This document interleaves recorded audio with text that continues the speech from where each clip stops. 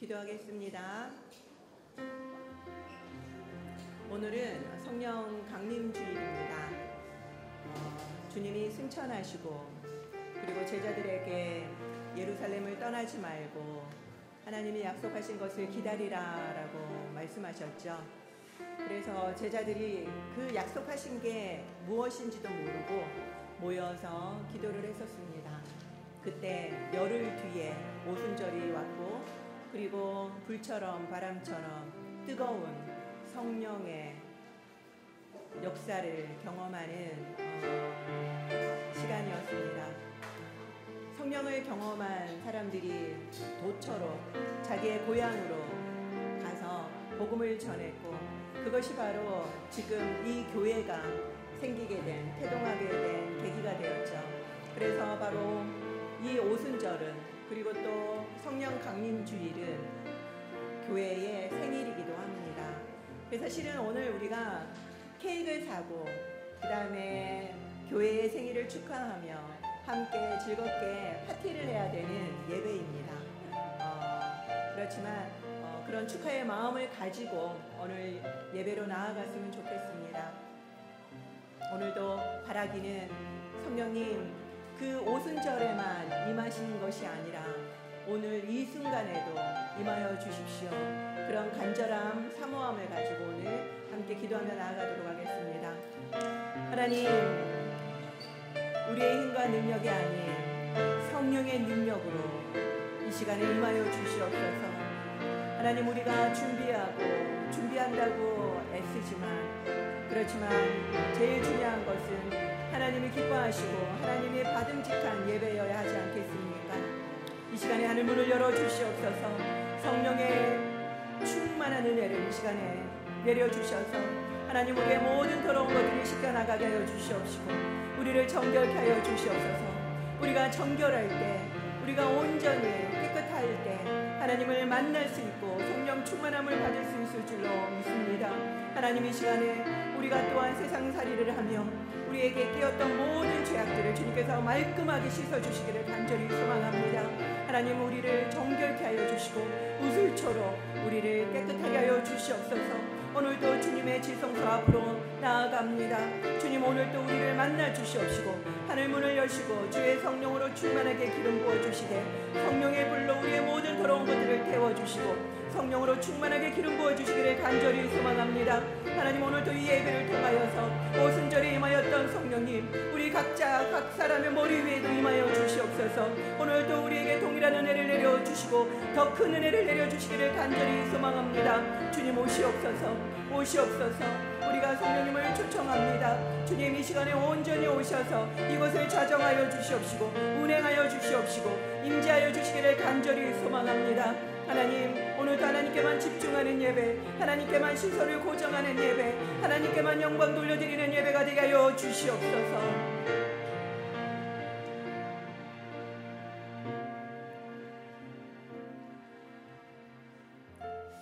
한국에는 새롭게 대통령이 선출되었습니다.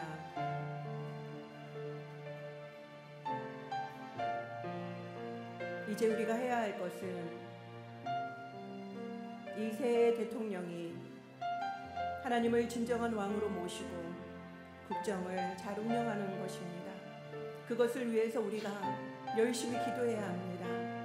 내가 원하는 대통령이든 내가 원하지 않았던 대통령이든 그것이 중요한 것이 아니라 지도자를 세우는 것은 하나님입니다. 하나님의 뜻에 우리가 순종하며 이제는 대통령을 위해서 이 나라와 민족을 위해서 기도할 때입니다.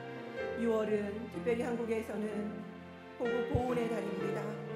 그걸 위해서 우리가 세일의 평화 기도회도 하고 있습니다. 우리가 조국의 통일을 위해서 평화 통일을 위해서 기도해야 합니다. 나라를 위해서 기도해야 되고 또한 민족을 위해서 기도해야 되고 교회를 위해서 기도해야 되고 우리 가정을 위해서 기도해야 되고 나 자신을 위해서 기도해야 합니다. 이 시간에 이 나라를 위해서 함께 기도하며 나아가도록 하겠습니다.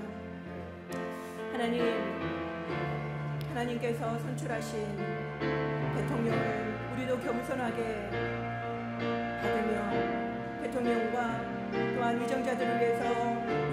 더욱더 깨어 기도하는 자들이 되게 하여 주시옵소서. 하나님, 기도를 쉬는 죄를 범하지 않겠다고 말했던 사무엘처럼 하나님, 우리도 더욱더 간절한 심령으로 기도하는 저희들이 되게 하여 주시기를 원합니다. 하나님, 나 자신부터 먼저 바로 서게 하여 주시옵시고 우리의 가정부터 먼저 세우게 하여 주시옵시고 그리고 또한 교회와 나라와 민족을 위해서 그리고 또한 북한을 위해서 기도하는 저희들이 되게 하여 주시기를 원합니다. 하나님, 올해는 분단된 지 80주년이 되는 해입니다. 70년이 지났는데도 아직 우리에게는 통일이 되지 않고 있습니다. 그때와 그 시는 하나님께 있음을 우리가 고백하며 우리의 약해지는 그 믿음을 더욱더 부여잡고 소망을 가지고 하나님 앞에 기도하는 저희들이 되게 하여 주시옵소서. 하나님, 우리가 더욱더 겸손하게 나의 뜻대로 되지 않았다고 낙심하지 않게 하여 주시옵시고 온전히 하나님의 뜻을 신뢰하며 더욱더 기도로 나아가는 저희들이 되게 하여 주시옵소서. 하나님, 이 나라 이 민족을 긍휼히 여겨 주시기를 간절히 소망합니다. 하나님, 위정자들을 주님께서 붙들어 주시옵시고 모양만 하나님을 아는 자들이 아닌 하나님을 진정으로 왕으로 모시는 그러한 위정자들이 될 수 있도록 도와주시옵소서. 하나님, 또한 북한이 평화 통일이 될 수 있도록 복음 통일이 될 수 있도록 하나님, 우리가 더욱더 마음을 다하여 뜻을 다하여 기도하는 이 6월달이 되게 하여 주시옵소서.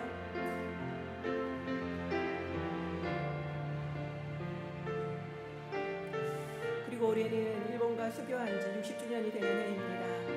그래서 여러 가지 60주년 기념 행사들이 일어나고 있는데 그런 기념 행사가 중요한 것이 아니라 우리가 일본을 더 사랑하고 받아들이는 그리고 더 양국의 관계가 더욱더 서로를 품을 수 있고 인정할 수 있는 관계로 회복되어야 할 것입니다. 우리가 오늘도 일본 땅을 위해서 기도합시다. 일본 땅에 더욱더 복음이 능력 있게 증거될 수 있도록 위해서 기도하고 오늘도 드려지는 그 모든 예배 가운데 성령님 충만하게 은혜를 내려달라고 함께 기도하며 나아가도록 하겠습니다. 하나님, 올해는 일본과 수교한 지 60주년이 되는 해입니다. 하나님, 여러 가지 기념 행사가 있지만 무엇보다도 가장 중요한 것은 우리 크리스찬들이 먼저 일본을 깊이 사랑하고 일본을 품고 기도하는 자세여야 할 것입니다. 하나님, 아직도 우리의 마음 가운데서는 일본을 받아들이지 못하고 일본을 사랑하지 못하고 있는 마음들이 너무나도 많습니다. 하나님, 우리 가운데 주님의 마음을 허락하여 주시옵소서. 일본을 주님의 눈으로 바라보게 하여 주시고 주님의 심장으로 느낄 수 있는 저희들이 되게 하여 주시기를 간절히 소망합니다. 더욱더 간절한 심령으로 일본 땅을 위해서 기도하게 하여 주시옵시고 우상이 팽배한 그 땅이 이제는 복음으로 설 수 있도록 부흥되는 날이 일어날 수 있도록 기도하는 저희들이 되게 하여 주시옵소서. 주여, 오늘도 주님의 이름을 부르고 일어나 있는 모든 교회마다 주여 성령으로 충만하게 기름 부어 주시옵소서. 속히 일본 땅이 부흥되게 하여 주시옵소서. 예수님의 이름으로 기도 올립니다. 아멘.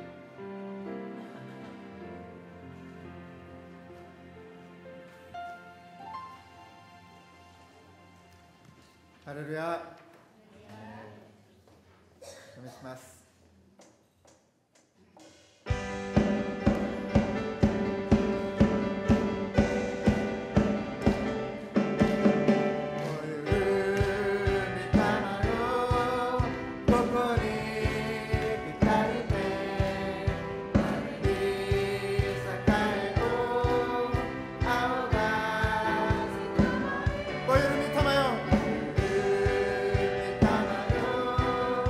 ここに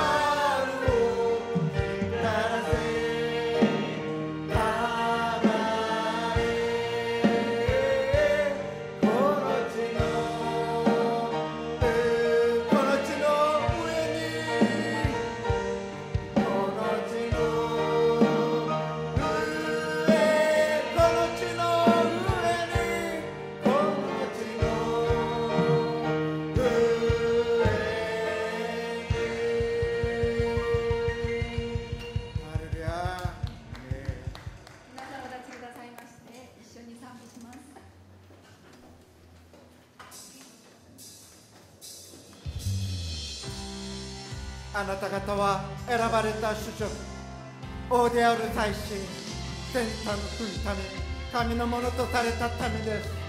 ハレルヤ。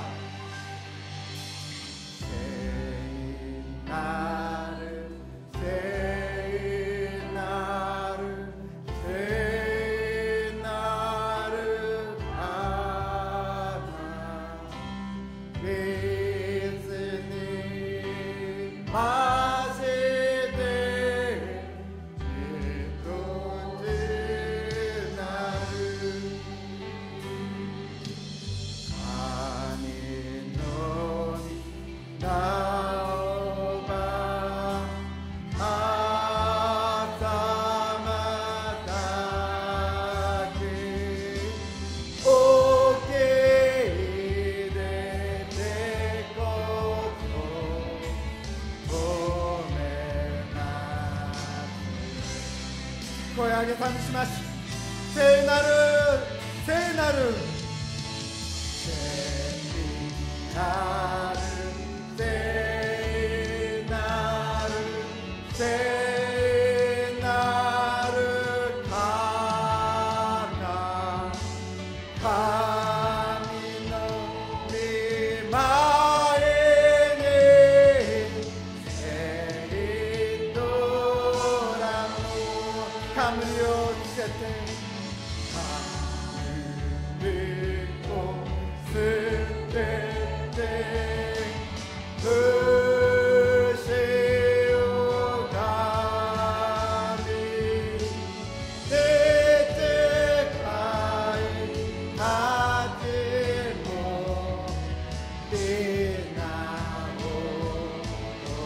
神の皆、神の皆、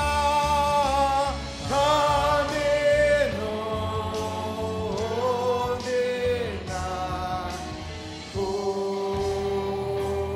れまでら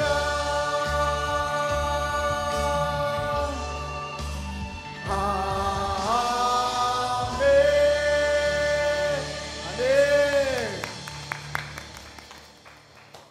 使徒信条。私は天地の作り主、全能の父である神を信じます。私は神の一人子、私たちの主イエス・キリストを信じます。主は聖霊によりて宿り、乙女マリアから生まれ、ポンテオ・ピラトのもとで苦しみを受け、十字架につけられ、死んで葬られ、読みに下り、3日目に死んだ人々の中からよみがえり、天に昇り、全能の父なる神の右の座に就かれました。やがてそこから来られて、生きている者と死んだ者と裁かれます。私は聖霊を信じます。聖なる不変の教会、聖徒の交わり、罪の許し、体のよみがえり、とこしえの命を信じます。アーメン。お座りください。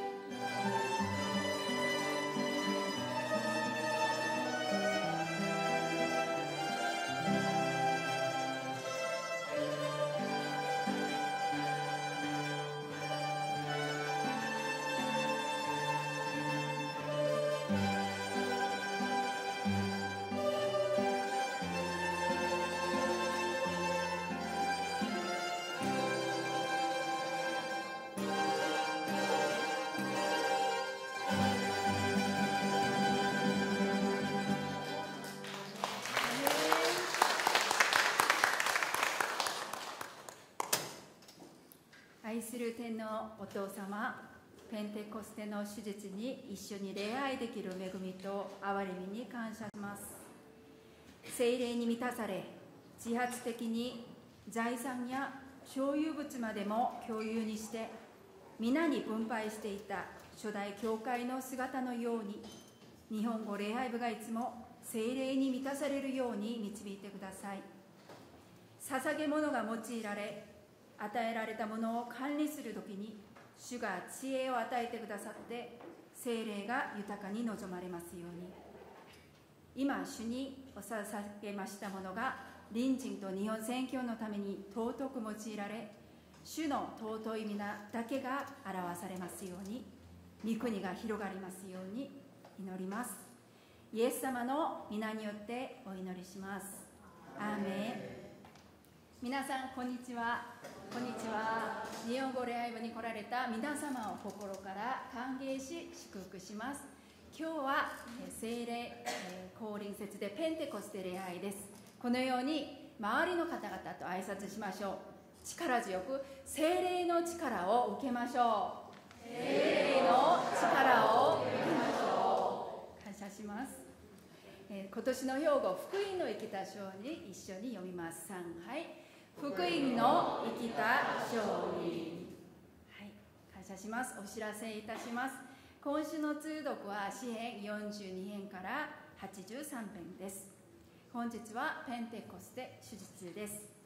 聖霊平和祈祷会が6月25日水曜日まで行われます。タイトルは信仰、希望、愛です。そして今日のおやつはチェ・ヨンイン執事が用意してくださいました。感謝していただきます。今日新しく来られた方、また久しぶりに来られた方いらっしゃいますか？はい、そしたら、私たちお互いに愛する、方々を祝福したいと思います。God bless you。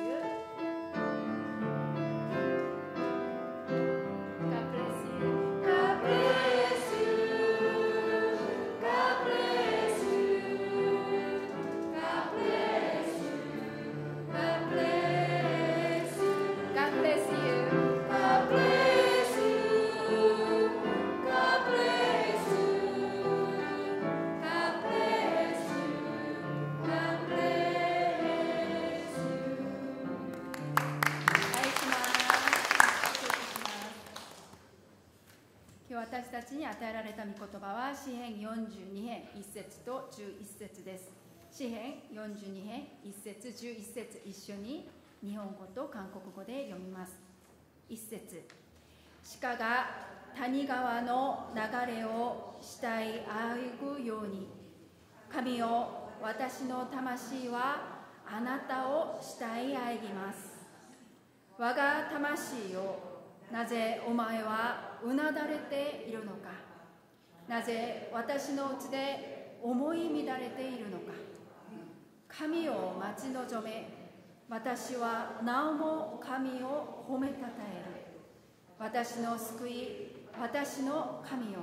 アメン。 1절 하나님이여 사슴이 시냇물을 찾기에 갈급함같이 내 영혼이 주를 찾기에 갈급하니이다.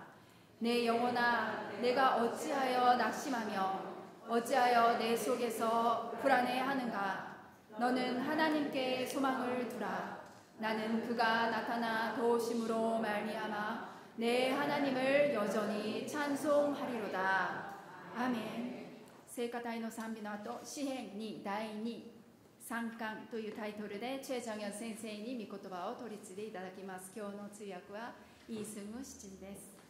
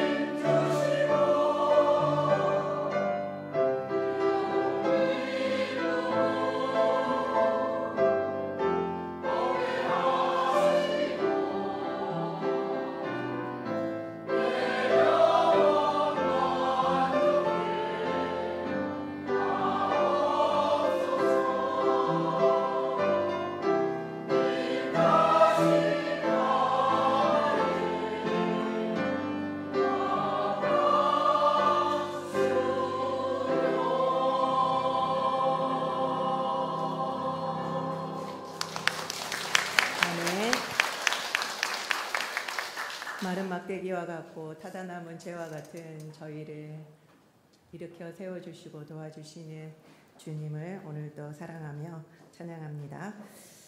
오늘 너무 아름다운 연주와 찬양으로 이미 충분한 것 같습니다. 은혜가 너무 감사합니다.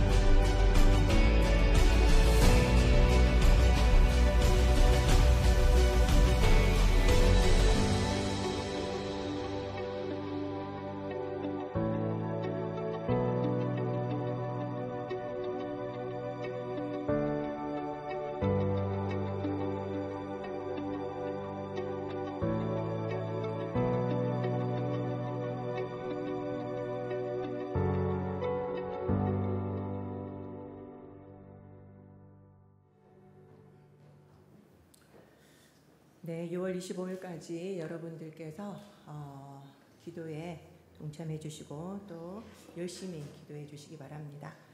오늘은 선교주일입니다. 제가 저번 주에 무명이라고 하는 영화 시사회를 다녀왔습니다. 6월 25일 날 롯데 시네마에서 개봉될 예정인데요.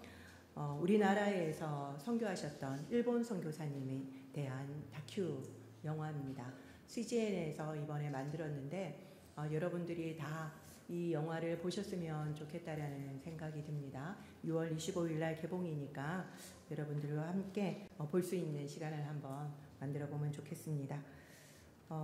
그리고 토요일본어 학교에서 바자회를 했는데 그 수익금을 또 매년처럼 올해도 헌금해 주셨어요. 그래서 교회에 또 저희가 토요일본어 학교 이름으로 또 드렸습니다. 감사를 드립니다. 네. 시편은 시집이 아닙니다. 詩編は詩集ではありません。 찬양집이라고 말씀드렸죠. 賛美集だとお話ししました。 그래서 우리는 시편을 읽을 때 문학책을 읽듯이 읽으면 안 됩니다. ですので私たちは詩編を読むときに文学を読むように読んではいけません。 시편은 하나님의 말씀에 대한 인간의 반응을 쓴 책입니다. 詩篇は神様の御言葉に対する人間の反応を記した本です。 그렇기 때문에 대단히 우리의 마음을 울립니다. ですのでとても私たちの心に響きます。 1편과 2편은 시편의 서론입니다. 一編と二編は詩篇の序論です。 왕은 율법을 묵상하고 준수해야 함을 강조하고 있죠. 王は律法を黙想し遵守すべきであると強調しています。 율법은 하나님이 주셨습니다. 律法は神様が与えてくださったものです。 그렇기 때문에 그 율법에 순종한다라는 것은 바로 하나님을 나의 왕으로 인정한다라는 뜻입니다. ですのでその律法に従順することは神様を王として認めることになります。 오직 하나님만이 나의 왕이라는 거죠. 神様だけが私の王であるという告白です。 한국에 새 대통령이 선출되었습니다. 韓国で新しい大統領が選出されました。 여러분들도 다 아시다시피 이재명 대통령도 기독교인이라고 합니다. 皆さんもよくご存知のようにイ・ジェミョン大統領もクリスチャンです。 이제 우리는 이 대통령이 하나님을 진정한 왕으로 인정하면서 국정을 이끌도록 우리는 열심히 기도해야만 할 것입니다.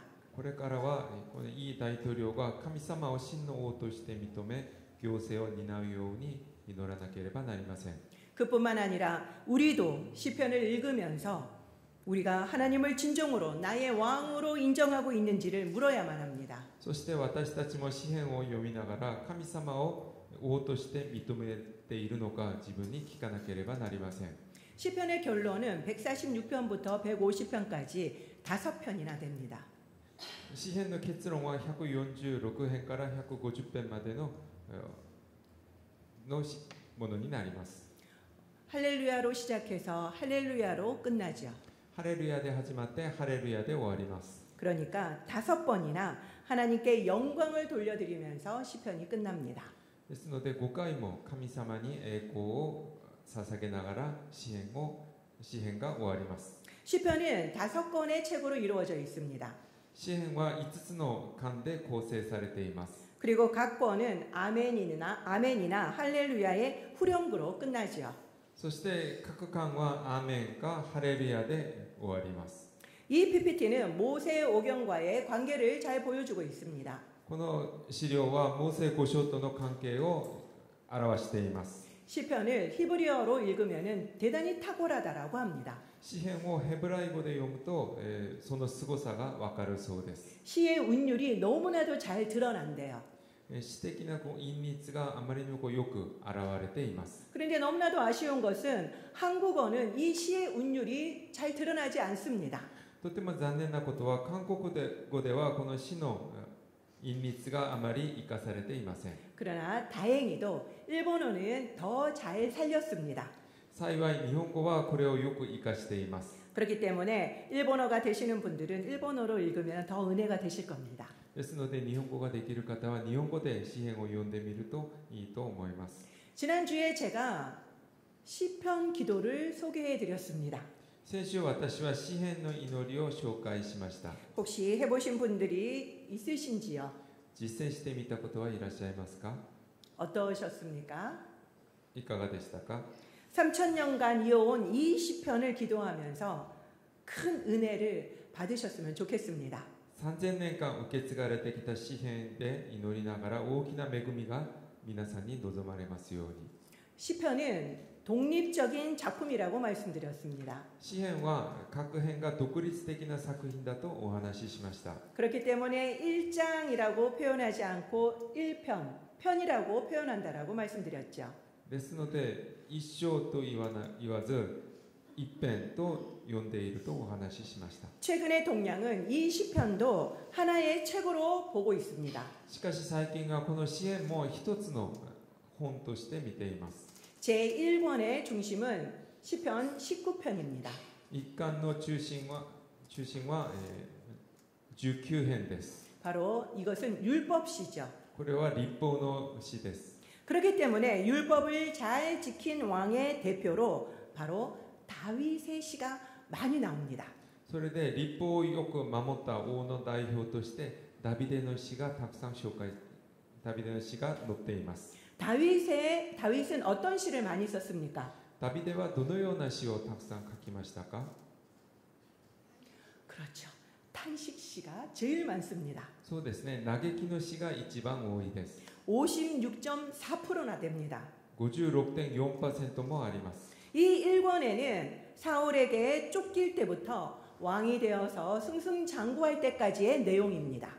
この一巻はダビデがサウルに追われて、そして王になって快進撃を続ける時までの内容になります。 그렇기 때문에 사무엘상부터 사무엘하 10장까지의 내용을 담고 있습니다. ですので、サムエル記第1からサムエル記第2の10章までの内容です。 오늘부터는 이번 주는 바로 2권과 3권의 내용입니다.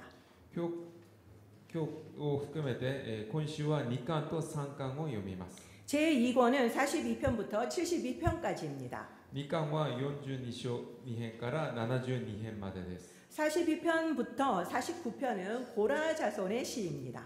42編から49編はコラ人の詩です。 바로 오늘의 본문입니다. 今日の本文ですね。 그리고 50편은 아삽의 시입니다. そして50編はアサフの詩です。 그리고 나머지는 다 다윗의 시입니다. そして残りはすべてダビデの詩です。 제2권은 다윗의 몰락 그리고 죄에 대한 내용입니다. 第2巻のテーマは、ダビデの没落と、罪です。 그렇기 때문에 사무엘하 11장부터 20장까지의 내용입니다. サムエル記第21章から20章までの内容になります。 그렇기 때문에 다윗의 탄식시가 더 급증합니다. ですのでダビデの嘆きの詩がもっと、増えます。 61.2%나 됩니다. 61.2% もあります。 우리는 다윗이 찬양시를 많이 적었다라고 생각을 하죠. 私ダビデが賛美の詩をたくさん書いたと思っています。 그렇지만 실제로는 비통한 심정을 쏟아낸 탄식시가 대부분입니다. しかし実際は悲痛な気持ちを吐露した嘆きの詩がほとんどです。 바로 시편 51편은 대표적인 참회시입니다. 51編は代表的な残骸の詩です。 이 권의 마지막이 어떻게 끝나는지 아십니까? 2巻の最後がどのようになっているのか皆さんご存知ですか？ 71편 20절에 다윗의 기도가 끝났다라고 나옵니다. 72編20節を見るとダビデの祈りは終わったと書かれています。 이 말은 이 권에서 다윗의 시대가 끝났다라는 뜻입니다. これは2巻でダビデの時代が終わったということになります。 그러면은 3권은 바로 그 이후 솔로몬과 분열 왕국에 대한 내용입니다. ですので3巻からはソロモンと分裂王国の話です。 열왕기 상하의 내용인데요. 파멸의 내용입니다. 列王記第1、第2の内容でその内容は破滅です。 1권부터 시작해서 3권까지는 다윗 시대 그리고 또 분열 왕국 시대까지의 내용을 담고 있습니다. 1巻から3巻まではダビデの時代、そして分裂王国時代の話です。 그리고 다음에 우리가 읽을 4권은 포로기 시대입니다. そしてこれから読む第4巻は捕囚時代です。 그리고 5권은 포로 귀환 시대의 내용이죠. そして5巻は捕囚の期間時代の内容です。 그렇기 때문에 이 시편은 5권이어서 모세의 오경하고 똑같다라고만 지금까지 우리는 생각해 왔습니다. そして詩編は5巻になっているので、モーセ5章と同じ対比していると今まで考えてきました。 그렇지만 그 외에도 이스라엘의 전 역사를 보여주는 책이기도 합니다. その他にもイスラエルのすべての歴史を見せてくれる内容でもあります。 이 시편을 통해 하나님만이 이스라엘의 왕이심을 선포하는 책이죠. この詩編は全歴史を通して神様だけがイスラエルの王であることを宣言しています。 오늘 본문은 고라 자손의 시입니다. 今日の本文はコラ人の詩です。 고라 하면은 무엇이 떠오르십니까? コラと言ったら皆さんは何を思い浮かぶでしょうか？ 아무것도 떠오르지 않는 얼굴이신데요. 네, 고라 하면은 민수기 16장이 떠올라야 합니다. コラといったら民数記16章を思い浮かべべきです。 바로 모세에게 반역했다가 땅이 갈라져서 그냥 산채로 수올에 빠진 사건이죠. モセに反逆して地面が割れてそのままそこに生き埋めになった事件です。 이 고라는 모세의 사촌입니다. コラはモーセのいとこです。 지금 보면은 표에 나오는 것처럼 모세의 사촌 지간이고 똑같은 레위 지파입니다. モーセのいとこにあたり、そしてレビ族です。 그리고 이들은 가장 중요한 성소의 물건을 하나님이 맡겼습니다. そして彼には最も大事な聖女の聖物を任せました。 그런데 이것을 감사하지 못하고 교만하다가 결국 죽임을 당했습니다. しかし、それに感謝できず傲慢になった挙句殺されました。 그러면 여기에서 여러분들은 의문이 생겨야 합니다. ここで皆さんは疑問を思い浮かばなければなりません。 어떻게 고라 자손의 씨가 있을 수 있을까 하는 거죠. ではなぜコラ人の死が残ることができたのでしょうか。 민수기 26장 11절에 보면은 고라는 죽었지만 그 자식들은 죽이지 않았다라고 나옵니다. 民数記26章11節を見ると、コラは死んだけどそのコラの子たちは死ななかったと出ています。 그렇지만 이들이 살면서 얼마나 많은 손가락질을 받았겠습니까? しかし生き残った者のたくさんの人から指をさされたと思います。 그들은 그 수모를 오롯이 다 감당해야만 했습니다.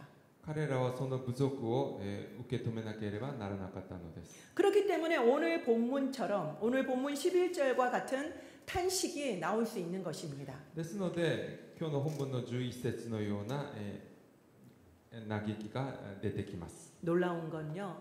그들은 부모를 잃은 원망보다도 평생 겸손한 자세로 자리를 지켰습니다. 驚くべきことは、彼らは親を亡くした恨みより一生へり下って自分の場を守りました。 그들은 성전의 문지기가 되었고요. 그리고 찬양대로 성실히 섬겼습니다. 彼らは神殿の門番になり、そして賛美隊として誠実に仕えました。 시편 84편 10절을 다 같이 읽도록 하겠습니다. 詩編84編の10節を一緒に読みたいと思います。 시작. 주의 궁정에서의 한 날이 다른 곳에서의 첫날보다 나은즉 악인의 장막에 사는 것보다 내 하나님의 성전 문지기로 있는 것이 좋사오니. 아멘. 誠にあなたの大庭にいる一日は千日に勝ります。私は悪の天幕に住むよりは私の神の家の門口に立ちたいのです。 고라 자손은 성전의 문지기였기 때문에 이런 시를 쓸 수 있었던 것입니다. コラ人は神殿の門番だったのでこのような詩を書くことができました。 또한 고라 자손들은 찬양대의 지휘자도 되었습니다. そしてコラ人は賛美隊の指揮者にもなりました。 그렇기 때문에 시편을 11편이나 남겼습니다. それで詩編を11編も残しました。 고라 자손의 시는요, 특별히 성전과 예배에 대한 사모함이 강하게 드러납니다. コラ人の詩はすべて神殿と礼拝への思いが強く込まれています。 오늘 본문 1절도 보십시오. 今日の本文の一節も見てみてください。 영혼의 갈급함을 무엇으로 비유하고 있습니까? 魂の渇きを何に例えているのでしょうか。 그렇죠. 사슴이죠. そうですね、鹿です。 여기에 사슴은요, 우리가 보통 생각하는 사슴하고 다릅니다. ここに出てくる鹿は私たちがよく思う鹿と異なります。 높은 절벽을 뛰어다니는 염소같이 생긴 것입니다. ヤギのように高い崖を走り回る鹿です。 이 사슴들은요, 물 냄새가 나면은 몇 킬로를 전력 질주를 해서 달려간다고 합니다. この鹿たちは水の匂いがすると数キロを全力疾走するそうです。 그 모습을 영혼의 갈망으로 표현하고 있는 것입니다. その様子を魂の渇きと表現しています。 고라 자손들은 끔찍한 가문의 실패 속에서도 결코 낙심하지 않았습니다. コラ人たちはおぞましい戦場の失敗の中でもくじけませんでした。 하나님을 믿음으로 여전히 찬송한다라고 고백하고 있죠. 神様を信じることで依然と賛美をしました。 결국 하나님은 그들에게 찬양과 성전을 지키는 중요한 일을 맡기셨습니다. そんな彼らに神様は賛美と神殿を守る仕事を任せられました。 회복시키셨다라는 거죠. 回復させたという意味です。 용서하셨다라는 것입니다. 許しました。 또 아론을 볼까요? アロンはどうでしょうか。 그는 금송아지 숭배를 했던 지도자였습니다. 彼は金の格子を崇拝した指導者でした。 하나님이 가장 싫어하는 죄가 바로 우상 숭배입니다. 神様が最もお嫌いになる罪が偶像崇拝です。 그런 그를 하나님은 대제사장으로 세워주셨습니다. そんな彼を神様は大祭司長にさせました。 이게 말이나 됩니까? これはとてもナンセンスです。 그뿐만 아니라 그 가문은요 대대로 대제사장 가문이 되었습니다. それだけではなく彼の家系は大祭司長の家系になりました。 이런 영광이 있을 수 있을까요? このような栄光が他にあるでしょうか。 또 다윗은 어떻습니까? ダビデはどうでしょうか。 다윗은 밧세바를 범하고 살인을 은폐한 살인자였습니다. ダビデはパテシェバを犯してそして人を殺してそれを隠蔽した人でした。 그런데 하나님은 밧세바를 통해서 나온 솔로몬을 다윗의 왕위를 잇게 하셨습니다. しかし神様はパテシェバの息子をソロモンがダビデの王位を継ぐようにされました。 여러분들이 바라시는 대로 안 되어서 지금 힘드십니까? 皆さんは望む通りにことが進まなくて苦しんでいるでしょうか。 낙심하지 마십시오. 落胆しないでください。 하나님을 끝까지 믿으면 하나님이 도우십니다. 最後まで神様を信じれば神様は助けてくださいます。 오늘은 성령 강림 주일입니다. 今日はペンテコステです。 예수님은 승천하시면서 제자들에게 하나님이 약속한 걸 기다리라고 말씀하셨습니다. イエス様は昇天されながら弟子たちに神様が約束されたものを待ちなさいとおっしゃいました。 그들은 무엇을 했습니까? 彼らは何をしましたか。 마음을 다해서 온전히 기도에 힘썼습니다. 心を尽くして祈りに励みました。 열흘 뒤 오순절에 성령이 강력하게 임했습니다. 10日後五巡節の日に強く聖霊が望みました。 그 계기로 교회가 세워졌죠. これをきっかけに教会が建てられました。 성령이 임한 것은 10일간 기도했기 때문입니까? 聖霊が望んだのは10日間祈ったからでしょうか。 그게 아니라 간절히 기도했기 때문입니다. そうではなく強く願い求めたからです。 간절히 사모했기 때문입니다. 強く願ったからです。 지금 우리는 세일의 평화 기도회를 21일간 합니다. 私たちは聖霊平和祈祷会を21日間やります。 올해로 벌써 분단한 지 80년째가 됩니다. 今年は国が分断されてから80年目になります。 기도를 해도 안 된다라는 낙심이 우리에게는 이미 많이 생겼습니다. 祈っても無駄だともう諦めたくなります。 그때는 그 신은 하나님만 알고 있습니다. 時は神様だけが知っておられます。 우리가 정하는 게 아니라는 거죠. 私たちが決めることではありません。 분명한 것은 하나님을 믿으면 꼭 도우신다라는 사실입니다. 神様を信じていれば神様は必ず助けてくださいます。 크리스찬도 낙심하고 불안할 수 있습니까? クリスチャンも落胆し不安になったりしますか。 여러분들은 낙심하고 불안하신 적이 없으십니까? 皆さんは落胆し不安になったことがありませんか。 물론 우리도 너무나도 자주 낙심하고 불안합니다. 私たちもよく落胆しそして不安になったりします。 크리스찬이냐 아니냐의 문제가 아닙니다. クリスチャンなのかそうではないかという問題ではありません。 그거는 하나님을 믿느냐 안 믿느냐의 문제입니다. それは神様を信じているかそうではないかの問題です。 하나님을 믿는다면 우리에게 낙심과 불안이 있을 수 없습니다. 神様を信じているのであれば私たちに落胆もしくは不安はあってはいけません。 하나님을 믿으시기 바랍니다. 神様を信じてください。 하나님에게 소망을 두시기 바랍니다. 神様に希望を置いてください。 이제 믿음을 가지고 간절함으로 기도에 힘쓰므로 회복하시는 저와 여러분이 되시기를 축원드립니다. 信仰を持って心を尽くして祈りに励むことで回復される皆さんになるように祝福します。 기도하겠습니다. お祈りします。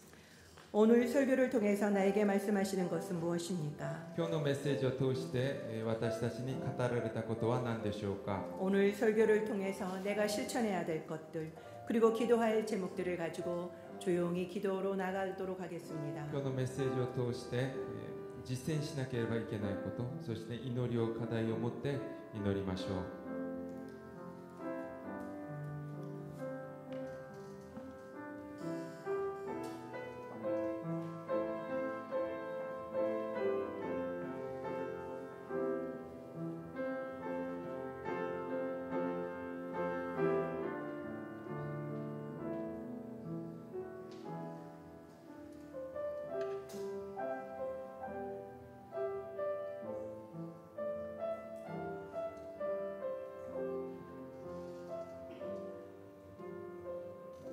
イエス様の皆によってお祈りいたします。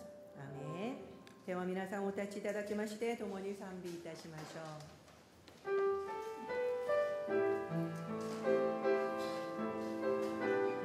御言葉へと走り続ける。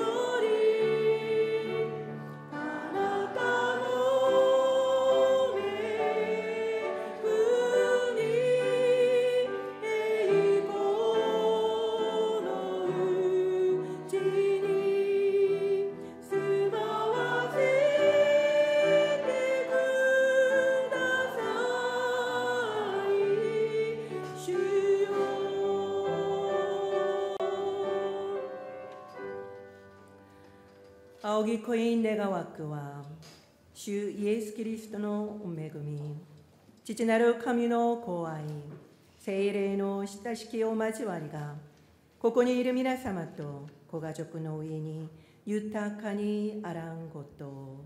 アーメン。